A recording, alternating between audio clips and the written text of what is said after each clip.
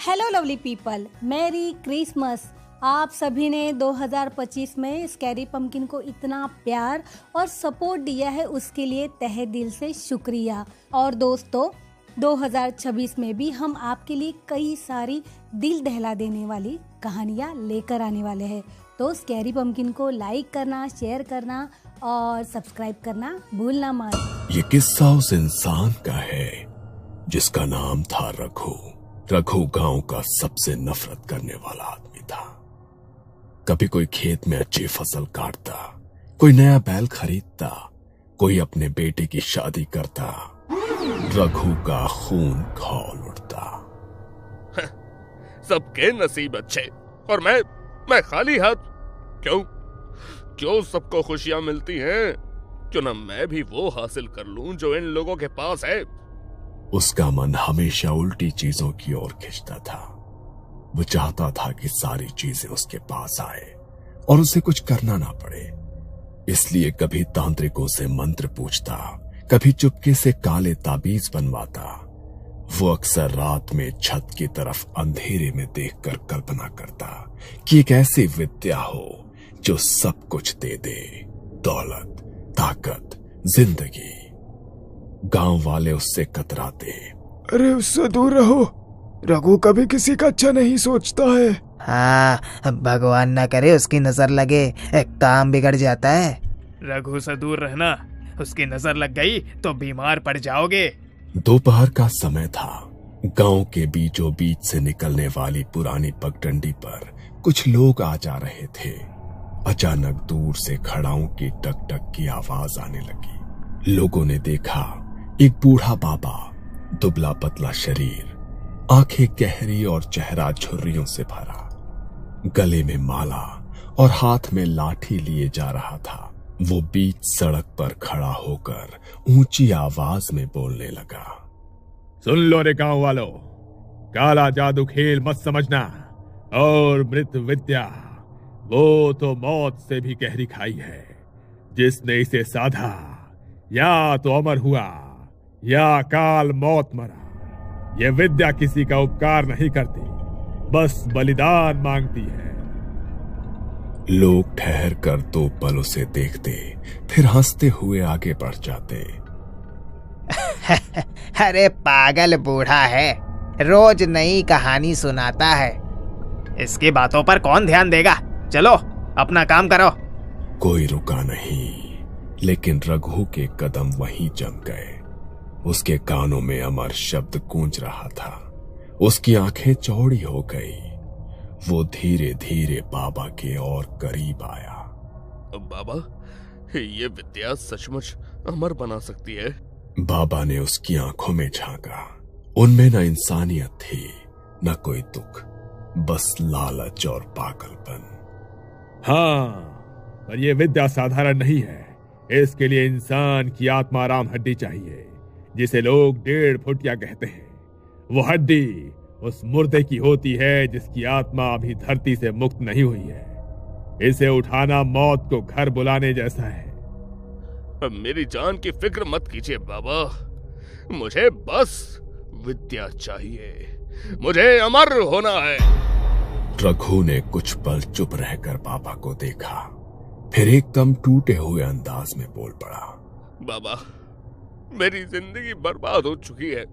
खेती बाड़ी में हमेशा नुकसान, घर वाले मुझे छोड़ गए, गांव वाले मुझे पत्थर की तरह देखते हैं, दूसरों की खुशियां मुझे खोए जाती हैं। मेरे पास खोने को अब कुछ नहीं है बाबा, मुझे बस ताकत चाहिए, मुझे ये विद्या चाहिए बाबा, चाहे कुछ भी हो जाए। बाबा ने उसकी हालत सुनी, मगर बिना कुछ कहे लाठी टेकते हुए तेजी से आगे बढ़ने लगे। बाबा ठहरो बाबा, मुझे मत छोड़ो, मैं कुछ भी करूंगा, मुझे ये विद्या सिखा दो बाबा, मुझे सिखा दो। बाबा और तेज चलने लगे। एक पल रघु की आंखें हटती हैं तो बाबा गायब। कहाँ गया वो? अभी तो यही था। उस रात रघु ने गांव-गांव ढूंढा, नदी के किनारे, जंगल के पास, यहां तक कि पुराने शमशान में भी। कई रातों तक पीछा करने के बाद आखिरकार उसने बाबा को देखा। जंगल के उस पार एक पुरानी झोपड़ी में बाबा ने उसे देखा और गहरी सांस छोड़ी। तो तू आ ही गया। मुझे लगा ही था कि तेरे लालच का भूत तुझे यहां तक खींच लाएगा। अच्छा, अगर इतनी जिद है तो सुन, पहले वो हड्डी ला, आत्माराम हड्डी, 1.5 फुटिया। उसके बिना मैं आगे कुछ नहीं सिखाऊंगा। रघु की आंखों में पागलपन चमक उठा। ठीक है बाबा, चाहे जान चली जाए मैं वो हड्डी लेकर आऊंगा। रघु कई दिनों से एक ही सोच में डूबा हुआ था। 1.5 फुटिया हड्डी। बाबा ने समझाया था कि यही मृत विद्या की पहली सीढ़ी है, पर यह हड्डी आसानी से हाथ नहीं आती। एक रात गांव में एक बूढ़े आदमी की मौत हुई। लोग अर्थी लेकर शमशान की तरफ जा रहे थे। रघु भी भीड़ से थोड़ी दूरी बनाकर उनके पीछे चलने लगा। शमशान के पास जाने का साहस पहले कभी उसमें नहीं हुआ था, पर आज उसके अंदर लालच ने डर को दबा दिया था। वो दूर अंधेरे पेड़ों की परछाई में छुप गया। शमशान की हवा भारी थी। धुआं, राख, जलते लकड़ी की चिटचिटाहट और बीच बीच में रोने धोने की आवाजें। रघु पत्थर के पीछे दुबककर सांस रोके बैठा रहा, जब तक कि चिता पूरी तरह से जल नहीं गई और गांव वाले धीरे धीरे वापस न चले गए। अब वहां बस राख का ढेर था और कुछ अधजली हड्डियां बाहर बिखरी थी। रघु ने इधर उधर देखा, फिर धीरे धीरे आगे बढ़ा। उसका पैर राख पर पड़ा तो सुलगती लकड़ी से धुआं निकला। वो घुटनों के बल बैठ गया और दोनों हाथों से राख खोदने लगा। हर हड्डी को उठाकर देखता, पर उसे समझ ही नहीं आ रहा था कि कौन सी वो आत्माराम हड्डी है। कौन सी है वो? बाबा ने कहा था बैठने जैसा आकार, पर यहाँ सब एक जैसा लग रहा है। उसी वक्त अचानक पीछे से टॉर्च की तेज रोशनी पड़ी। कौन है वहाँ? रघु का दिल धड़क उठा, चेहरा ढक लिया, पर चौकीदार की टॉर्च अब सीधे उसकी पीठ पर थी। रात के सन्नाटे में कौन मुर्दों की खाद खोद रहा है? रघु को लगा कि अभी पकड़ा जाएगा। वो झटपट भागा, अंधेरे में पेड़ों के बीच से निकल गया। चौकीदार पीछे पीछे दौड़ा, पर अंधेरे और झाड़ियों ने उसे बचा लिया। रघु हांफता हुआ गांव के बाहर जाकर रुका। उसकी आंखों में डर से ज्यादा गुस्सा था। ये हड्डी मुझे लेनी ही है, चाहे कुछ भी हो जाए। अगली बार भी वही हाल। गांव में फिर एक मौत हुई। दिन में ही छुप जाऊंगा, सबके जाने के बाद आसानी से उठा लूंगा मैं इसे। वो सबके साथ शमशान गया। लोग चिता सजाने में लगे थे और रघु भी रोता धोता उनके बीच खड़ा रहा, जैसे मृतक का कोई दूर का रिश्तेदार हो। धीरे धीरे लोग शव जलाने लगे। रघु धीरे धीरे किनारे सरकता गया। धुएं और मंत्रोच्चार में कोई उसकी ओर ध्यान नहीं दे रहा था। जब अंतिम संस्कार खत्म हुआ और धीरे धीरे लोग लौटने लगे, तब तक रघु वहीं दुबका रहा। रात गहराई और शमशान बिल्कुल सुनसान हो गया। उसने धीरे से बाहर झांका, बस राख और आधी जली लकड़ियों का ढेर। वो फिर से घुटनों के बल बैठा और राख कुरेदने लगा, पर इस बार भी हड्डियां उसे कुछ समझ नहीं आ रही थी। कभी कोई लंबी टांग की हड्डी हाथ लगती, कभी आधा जला जबड़ा। वो सब उलट पलट कर देखता रहा। अचानक पीछे से खांसने की आवाज आई। रघु का खून जम गया। उसने पलट कर देखा, चौकीदार फेरा पहुंचा था। कौन है? अभी फिर कोई घूम रहा है क्या? रघु ने फिर भागने की कोशिश की, पर इस बार चौकीदार ने उसे साफ साफ देख लिया। अरे ये तो रघु है। मुर्दों की राख में क्या ढूंढ रहा है? चौकीदार ने गांव में बात फैला दी कि उसने रघु को शमशान में कई बार देखा है। गांव के लोग लाठियां लेकर उसे ढूंढने लगे। रघु गांव के सीमा पर अकेला बैठा मिला। मुर्दों की चिता लूटता है, गांव पर अभिशाप लगाएगा, मारो साले को। भीड़ ने रघु को पकड़कर घसीटा, लाठियों और पैरों से पीटा। उसके मुंह से खून निकला। आखिरकार गांव के बुजुर्गों और पंचायत ने फैसला सुनाया। अब तू गांव में नहीं रहेगा, निकल जा यहाँ से। रघु की आंखों में गुस्सा और सबके लिए क्रूरता थी, पर पागलपन और लालच और भी गहरा था। उसने दांत भींच लिए। विद्या मुझे ही चाहिए, चाहे ये लोग कुछ भी करें। गांव से निकाल दिए जाने के बाद रघु कई दिनों तक इधर उधर भटकता रहा। रात को भूखा सोता, दिन में इधर उधर घूमता, पर उसके दिमाग में सिर्फ एक ही चीज गूंजती रही, मृत विद्या, 1.5 फुटिया, अमरता। उसका शरीर कमजोर होता जा रहा था, पर आंखों में पागलपन और बढ़ गया था। फिर एक शाम उसे खबर मिली कि गांव में फिर किसी की मौत हुई है। ये खबर सुनते ही उसका दिल तेजी से धड़कने लगा। यही मौका है, अब की बार मैं हार नहीं मानूंगा। किसी भी हालत में वो हड्डी मेरी होगी। आधी रात चांद की हल्की रोशनी में शमशान चमक रहा था। चारों तरफ सन्नाटा और राख की गंध थी। कभी कभी उल्लू की आवाज गूंज उठती। रघु दबे पांव शमशान में दाखिल हुआ, पर तभी उसे एहसास हुआ कि चौकीदार शेर बहादुर भी वहीं चक्कर लगा रहा है। रघु ने एक बड़ा लकड़ी का टुकड़ा उठाया और झाड़ियों में छुप गया। जैसे ही शेर बहादुर पास से गुजरा, रघु ने पीछे से जोरदार वार किया और वो जमीन पर गिर पड़ा। आज कोई मुझे नहीं रोकेगा, अब मैं अपना हक ले ही लूंगा। वो राख की ढेर की तरफ बढ़ा। राख कुरेदते हुए उसके हाथ कांप रहे थे। कभी अधजली पसलियां हाथ लगती, कभी राख में दबी हुई हड्डियां, पर उसका मन सिर्फ उसी 1.5 फुटिया हड्डी पर अटका हुआ था। घंटों बीत गए, उसके नाखून टूटने लगे, उंगलियां खून से भीग गई, पर तब अचानक उसकी उंगलियों को कुछ अजीब सा स्पर्श हुआ। वो चीज ठंडी थी और बाकी हड्डियों से अलग। जब उसने राख हटाई तो सामने एक ऐसी हड्डी थी जो बाकियों से बिल्कुल जुदा थी। वो सचमुच बैठी हुई इंसान जैसी आकृति में थी, मानो राख के बीच कोई अधजला इंसान घुटनों को समेटे बैठा हो। रघु की सांस थम गई, उसकी आंखें चौड़ी हो गई। यही है 1.5 फुटिया आत्माराम हड्डी। उसका शरीर डर से कांप रहा था, पर लालच ने उसके हाथों को मजबूर कर दिया। उसने हड्डी दोनों हाथों से उठाई। जैसे ही उसने हड्डी उठाई, राख के ढेर से ठंडी हवा का झोंका उठा। आसमान में बादल छा गए, चांद की रोशनी बुझ गई। रघु हड्डी सीने से चिपकाकर पागलों की तरह हंसने लगा। मिल गई, अब मैं अमर हो जाऊंगा। अब कोई मुझे रोक नहीं सकता, कोई भी नहीं।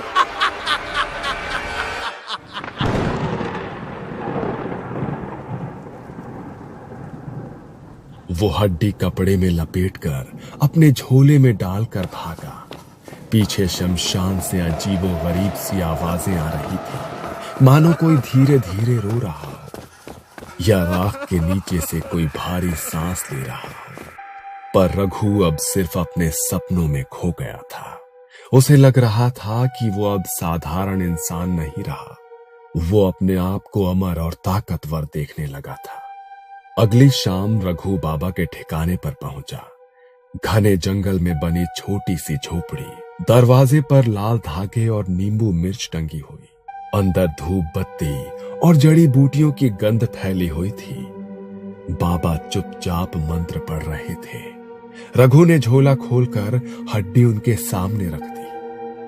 देखो बाबा, मिल गई 1.5 फुटिया हड्डी। अब मुझे आगे की विधि बताओ।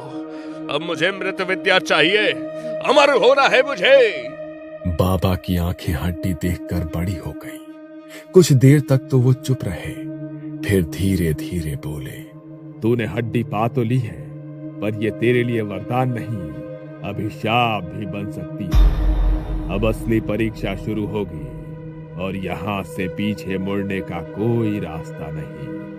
रघु की आंखों में डर से ज्यादा पागलपन था। मुझे फर्क नहीं पड़ता बाबा, जो भी करना पड़े मैं करूंगा, बस मुझे अमर बना दो। रघु जब बाबा के पास आत्माराम हड्डी लेकर पहुंचा तो बाबा ने पहली नजर में ही उसकी आंखों में देखा। उसमें इंसान की मासूमियत नहीं थी, सिर्फ एक लालच, एक पागलपन और हवस थी।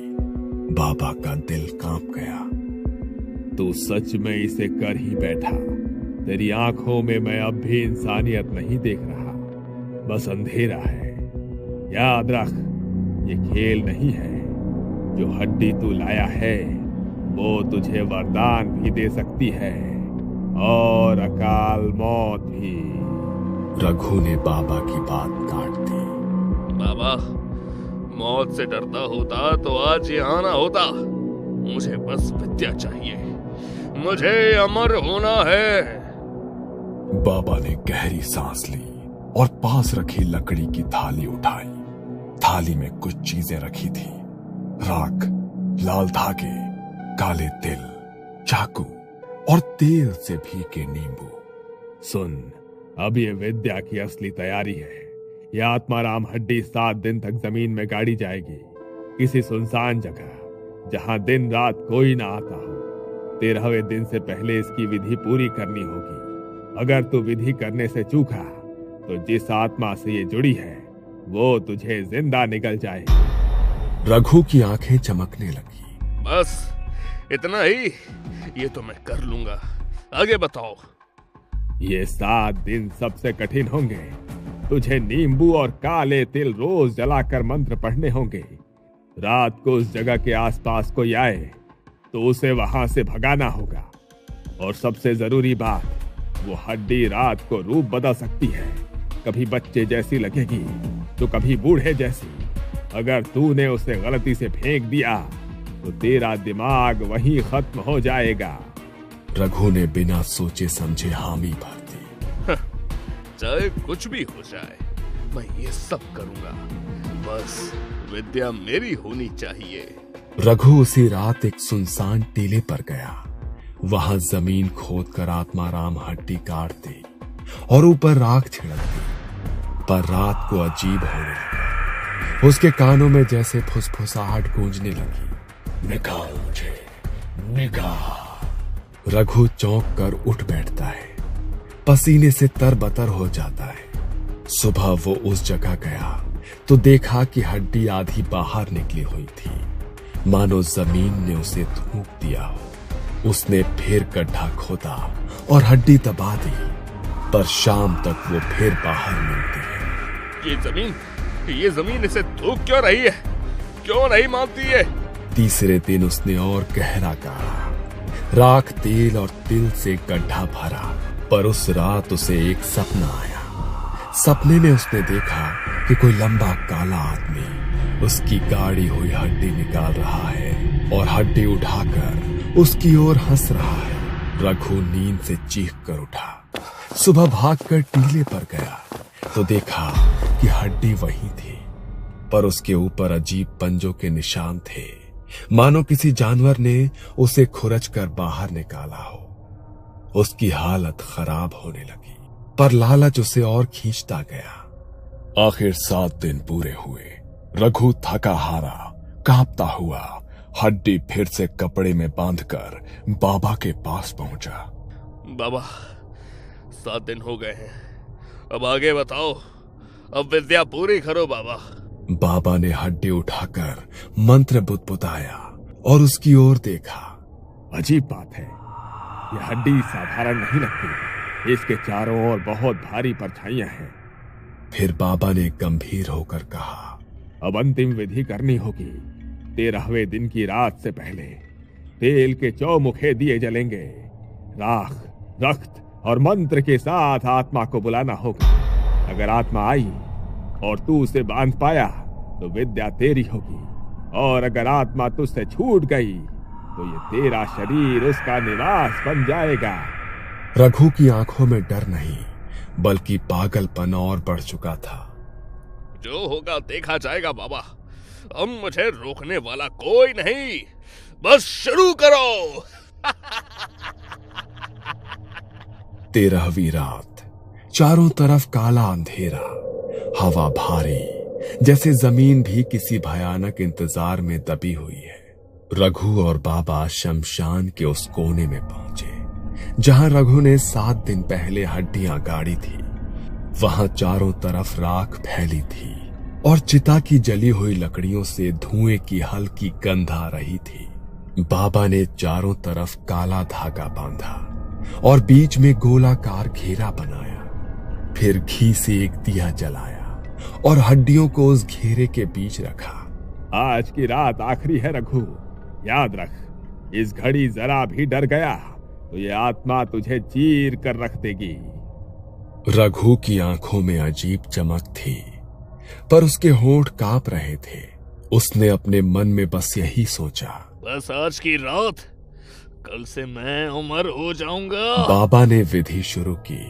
उसने लाल रंग का चूर्ण राख पर छिड़का और काले तिल, कांच के टुकड़े और नींबू उस घेरे में रखे। फिर धीरे धीरे मंत्रोच्चार शुरू किया। पहले सब कुछ शांत था, फिर हवा अचानक तेज हो गई। पेड़ों की डालियां कर कर की आवाज करने लगी। रघु का दिल तेज धड़क रहा था। कुछ ही देर में राख हिलने लगी, हड्डियां धीरे धीरे कांपने लगी।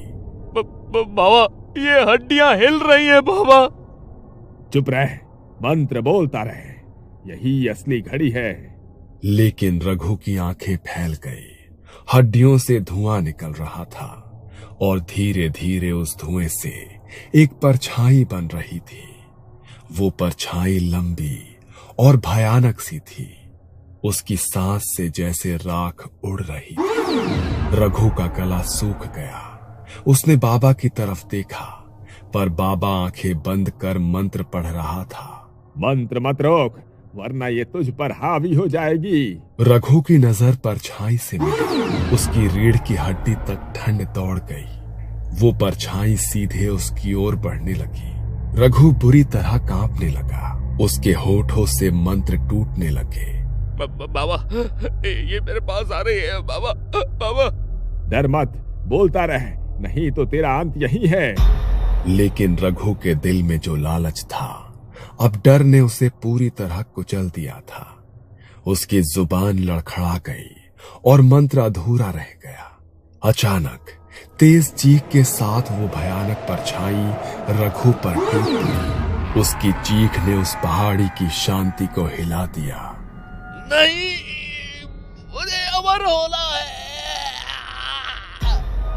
अगले ही पल उसकी चीख अंधेरे में गुम हो गई। बाबा ने आंखें खोली, पर अब वहां रघु की जगह बस राख और टूटी हड्डियां पड़ी थी।